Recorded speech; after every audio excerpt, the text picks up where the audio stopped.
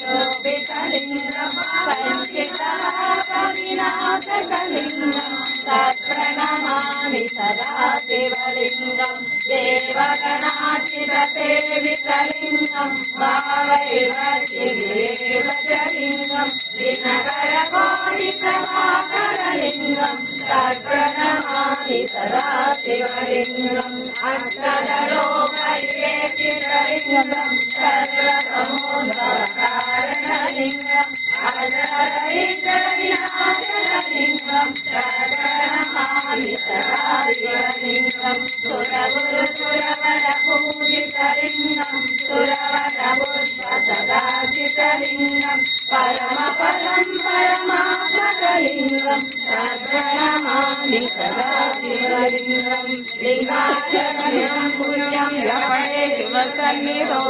शिवलोकमवा